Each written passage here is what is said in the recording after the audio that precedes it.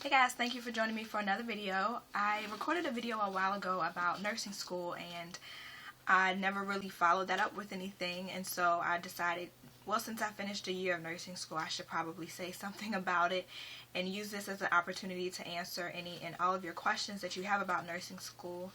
So just to begin, I do attend an associate degree nursing program in the state of Virginia. The program is a hospital affiliated program and it's been around for quite some time. I researched the pass rates and I talked to people that had attended the school previously, and that made me feel more comfortable with my decision to apply to go to school there. A lot of people have questions about prerequisite requirements and what you need to get into the program. So I looked at my program's specific requirements, but it is going to depend on the program that you go to. So just make sure that you look at a couple of programs around where you live and make sure that you've fulfilled the requirements for all of those schools so that you have options when it's time for you to apply to those schools. So I just pulled up my school's requirements so I can read them for you. My laptop is over here. So you need a year of anatomy and physiology, a semester of English, a semester of psychology, a semester of algebra, a medical terminology course, and a computer technology course. And once you have all of those classes, then you can apply to nursing school, or at least to my nursing program. It may depend on what school you go to. Again, make sure you check that out and look at the requirements so that you don't kind of restrict yourself to, oh, I only have the requirements for this one school, and if you don't get in for whatever reason or you can't go, you don't want that to be something that is a reason why you can't attend nursing school.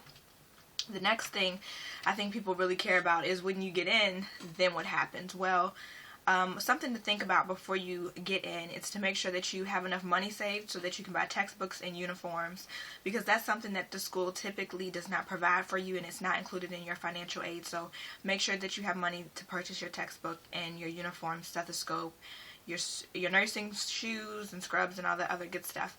The next thing is, once you get in, what do? Well, for me personally, I like to sit in the front of the class or near the front. It just helps me to concentrate, and that's just something I do. I don't know if statistically that means you get better grades, but I think there's some research out there that says statistically people who sit in the front of the classroom get better grades. I don't know, but it certainly helps me stay focused. I'm less likely to kind of like lose my concentration or play with my phone or do something I'm not supposed to be doing because I'm in the front so they can clearly see me.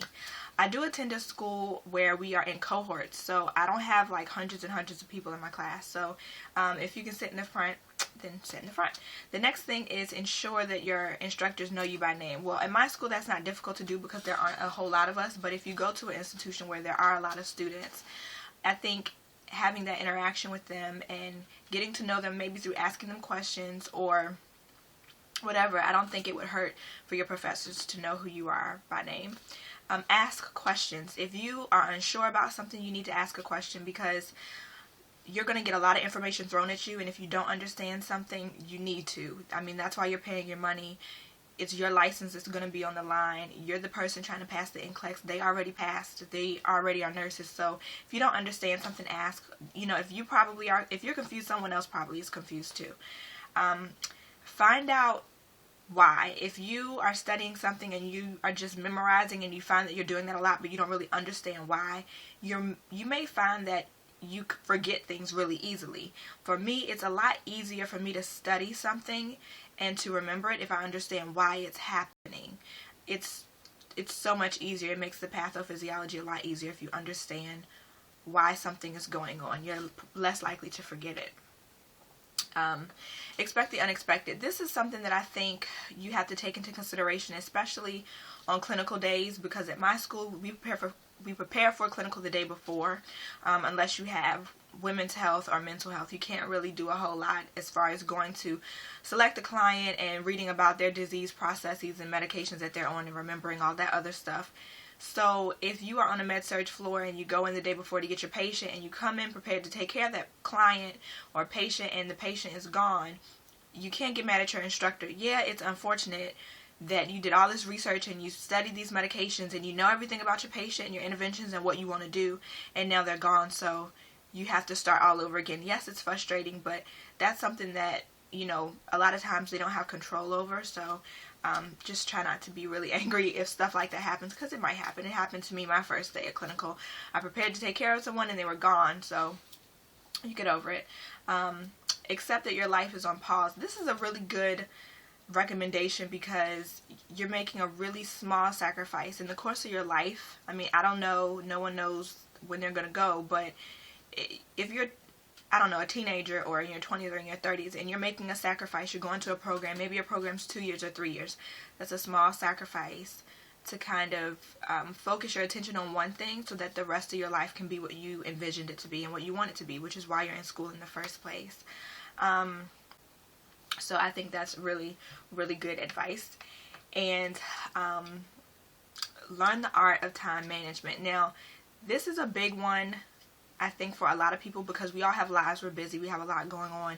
If you are working or you have a family, I think it's really good to have support, someone there to help you with dinner or helping your kids organize themselves. You need assistance, and I think it can only help to have a good support system.